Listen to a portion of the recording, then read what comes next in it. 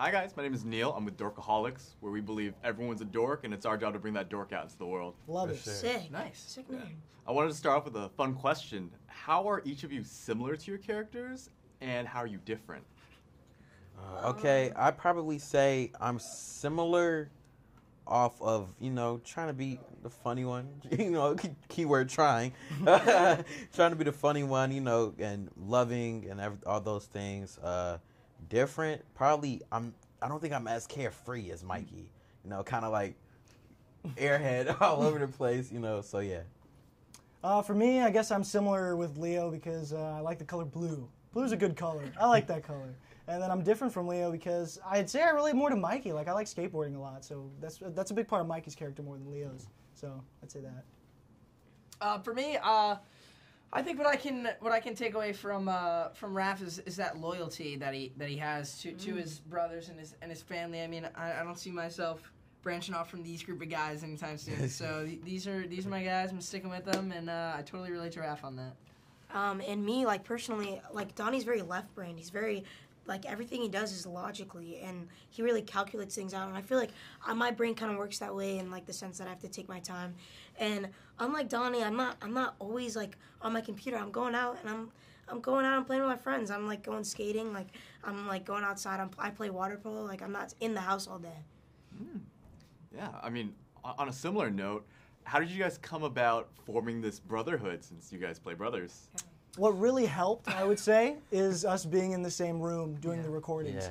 Because there's real banter that you get and real moments that you get from being together. Because if we were all calling in from different places recording this movie, it would turn out really different because you get the real camaraderie of, like, this band of brothers with the physical recording space. You don't get it if you're just, like, on a Zoom meeting. Yeah, adding on to what Nick said, like, there's a lot of things that we say in the booth that, like, causes us to, like, create inside jokes, but there's a lot of things that go on outside of the booth and off, like, this, like, the work, like, that we really do make a connection because of that, because we're filming together.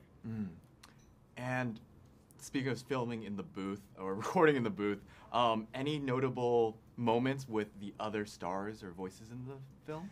Probably, I know one off top was just us meeting Superfly, because it was so crazy in that scene. It was actually our first time meeting Ice Cube, so it was like that first time, first for everything for the both of the situation. So it was crazy, like him getting introduced to us, his banter and everything mixed with ours. It was just an incredible thing, and you see it in the movie, and it's so authentic and real. But yeah, I mean, I could specifically think of one thing that Ice Cube said in the studio that I thought was pretty funny that stayed in the movie. Is when we, what Shimon said when we first met up with him, he, the line that's like, y'all are just a bunch of tortoises, like, tortoises. Y'all a bunch of little tortoises, and I thought that was pretty funny because that was not scripted at all, and it just made us all laugh, so we kind of broke character because of that. Any stories with Jackie Chan?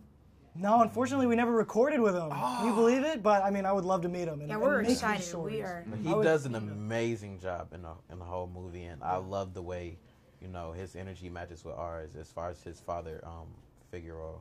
He is the perfect Splinter. I mean, it's incredible. It fits Watching him the so movie, well. seeing him, it's like, I agree. Outside of the Turtles, Splinter was my favorite character. Yeah. What is it like entering this long-beloved series, the Teenage Mutant Ninja Turtles? Yeah, I mean, it was big shoes to fill. I mean, this was 40 years of a franchise that we're talking about. This is older than all of us combined, and pretty much we kind of just took it at our own pace, and we all brought something new to these old characters, and tried to make it our own to fit the audience better. And I think there's just like a lot for everyone within here, for old generation and new generation.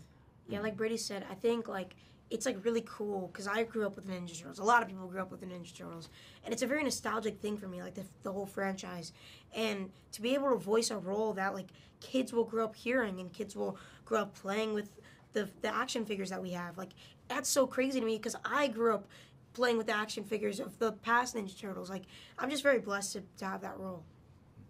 yeah, 100%. I mean, piggybacking off of what Micah said, like, the fact that kids are going to watch this movie and go home and play with, like, the action figures and do their own, like, imaginative playtimes with our characters, it's like, It's magical. I don't know how to describe it, dude. Like Yeah. when you're a little kid and you're mashing plastic together, it's like the best thing in the world. Yeah. So we're gonna provide that for like the next generation of kids. It's crazy. Yeah, it's just it continues to be surreal. You know, every day I see a new thing on the internet pop up, whether it's a backpack, it could be the tiniest thing like a pencil, and I'm just so surprised. I'm like, I voiced the character for that. I'm like, that's my voice, and going to the movies and seeing it in the trailers and everything like that. It's just an amazing, surreal feeling, and I'm blessed and grateful to be a part of this project.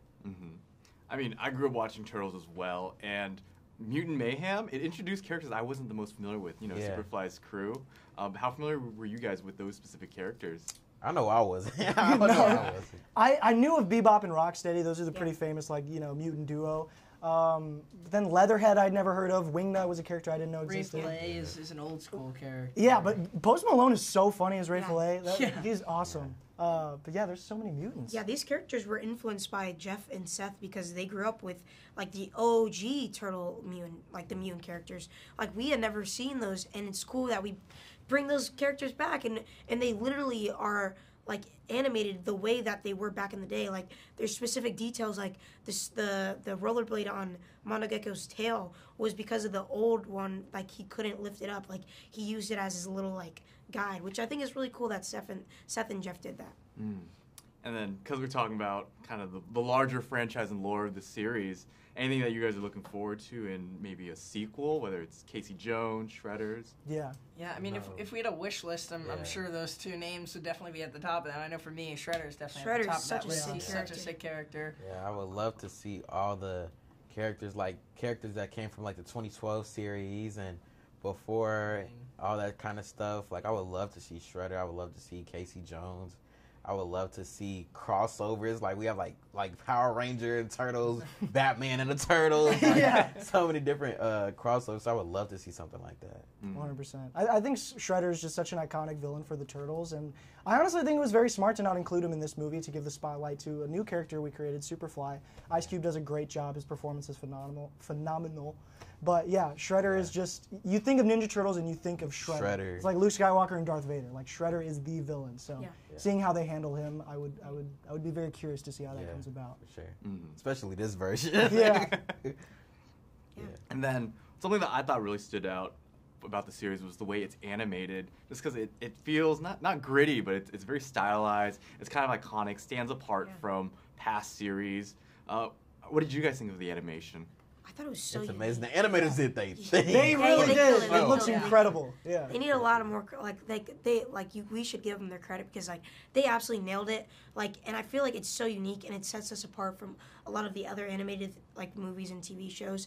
And on top of that, when I was watching the movie, I literally was like sitting there like, and I was sitting next to Brady, and I was like, dude, this is sick. Like, Yeah. like I get we're cool, like oh, whatever, but like the animation style was so cool and it was so vibrant. And it's only progressed since the start. I mean, at first we were just seeing rough sketches, and then we were seeing like some sort of 3D mold animation, which wasn't fully animated. And then when we fully saw it, like in picture, it's like you wouldn't even like believe the difference, like this from the sketches to this. Development, It's incredible. Oh, that was awesome. Thank you so much for your time, guys. Thank you. It was great meeting you, man. Appreciate Nice meeting you. you.